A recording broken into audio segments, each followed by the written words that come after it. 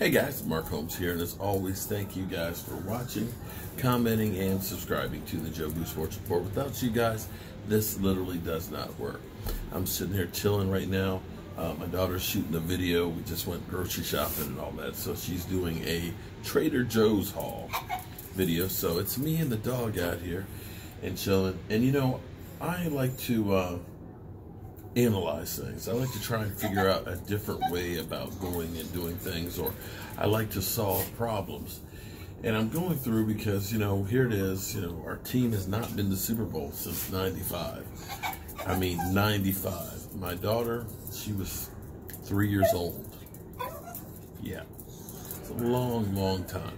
So when you haven't done something or been successful, you have to literally look at everything that you're doing and try and figure out how in the world you can change what you're doing to get a different result. And, you know, part of the process is figuring out how you can get more talent than the other guys. And when you get that talent, how to best use that talent to make sure you succeed. And here's what's interesting, because we're in the process of realizing that we've got to take care of DeMarcus Lawrence right now. He's $20.5 million. And we can reduce that number for this year if we get him a long-term deal. And so that got me thinking and looking back.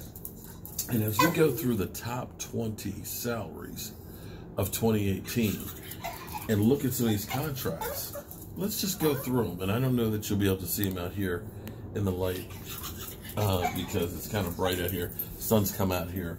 But just trust me, we'll go through it. The highest paid player, of course, is Aaron Rodgers, who got $33.5 million last year. Aaron Rodgers got a 9-7 playoff record. Didn't make the playoffs last year. Basically threw the coach under the bus. There's been a rift with those guys forever. What's interesting is he had a 4-0 streak to go through and win the Super Bowl. So he started out 4-1 in the playoffs, but since that time has only been 5-6. So as you think about how much money he's making, you have to ask yourself, was he worth that amount of money that he's being paid? We got Matty Ice. Matty Ice. Here's what's interesting. Yes, he went to the Super Bowl, and that team had the biggest meltdown in the history of the NFL, in Super Bowl history. He's getting paid $30 million. His playoff record, 4-6. Kirk Cousins. Ooh. Kirk Cousins, who got paid $28 million last year. 0-1 in the playoffs. Jimmy G, $27.5 million. Oh, he's never been to the playoffs. In fact, he hasn't even played a whole season. Yeah. Matthew Stafford, $27 million. 0-3 in the playoffs. Derek Carr, oh, he's never been to the playoffs. And there's no crying in football. $25 million. Drew Brees, no, it's money well spent. $25 million. Andrew Luck, $24.5 million. Jury's still out. Alex Smith, $23.5 million. May not play again. Khalil Mack, well, $23.5 million. That one you could say he definitely helped that defense last year. They gave up a lot to give to him. I'll say the jury's out on that guy. Aaron Donald, well, they were in the Super Bowl last year. Has been a force. $22 million. I say that's money well spent. Joe Flacco, $22 million. I'll just leave it right there. Does have a Super Bowl ring, though. Russell Wilson, 21.9, but about to get paid or go elsewhere. Thus far, I'd say that $21 million was good money spent well. Ben Roethlisberger, 21.8. I'd say it's good money spent. Eli Manning, $21 million.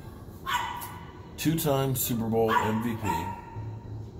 NFL Man of the Year.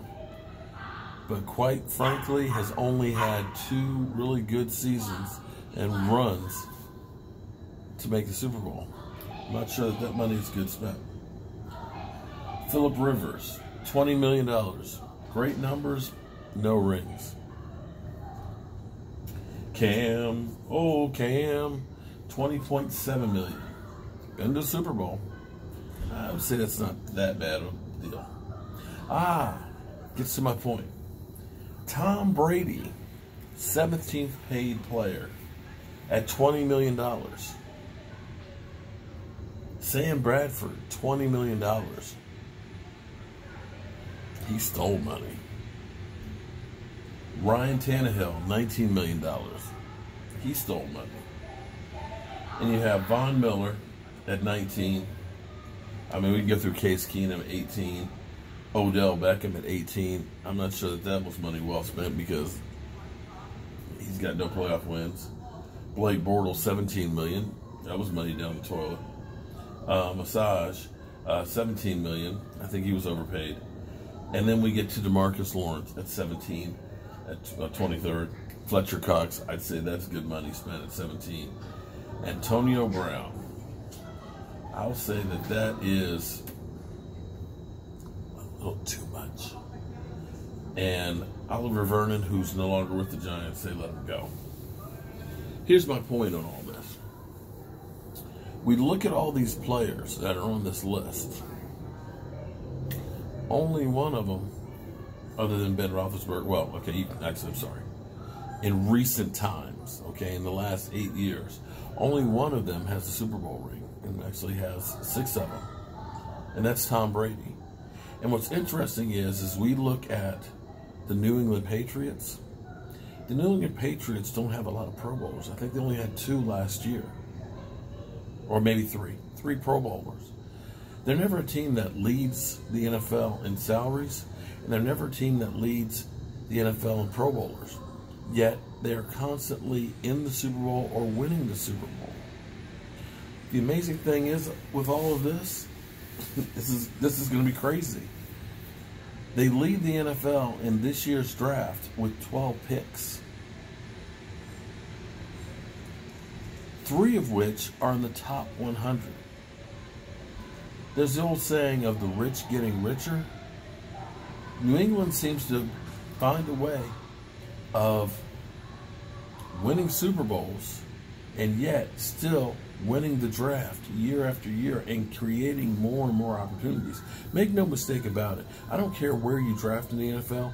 All of these guys are a crapshoot.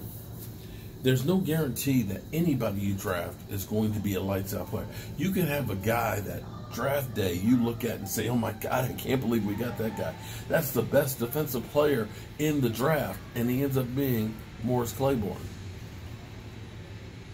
Or you can have a guy like Charles Haley who's drafted in the 5th round who turns out to be a 5 Super Bowl champion winner and a Hall of Famer. So it behooves you to get as many draft picks as possible.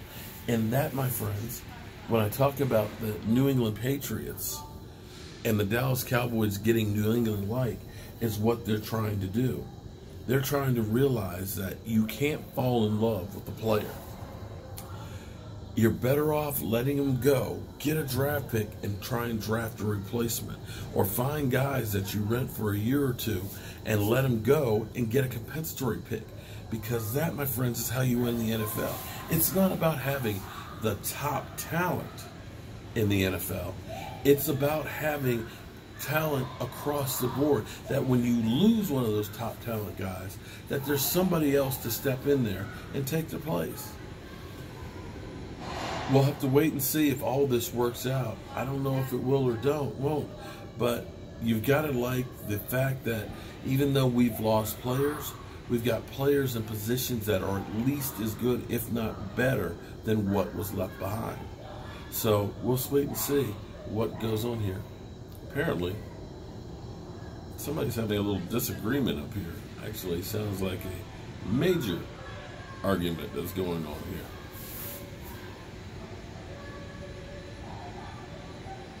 Sounds like somebody's going off. Hope everything's okay there. So that's where we are with the Dallas Cowboys. And hopefully they can resolve their differences or go separate ways. But that's where we are with the Dallas Cowboys and what they're trying to do. I think this is all the Stephen Jones influence on the team. We used to be the wheeling and dealing and saying we got to get that guy, we got to get that guy because they were the big name people. But we've learned that it's not about the big name people. And as this list goes and shows you, the big name people, players, they're not winning the rings. They're getting paid, but they're not winning the Super Bowls. Hopefully, we found the right formula that'll help us win one. I'm Mark Holmes. It sounds like the argument is over with. Thank God. I'll see you soon.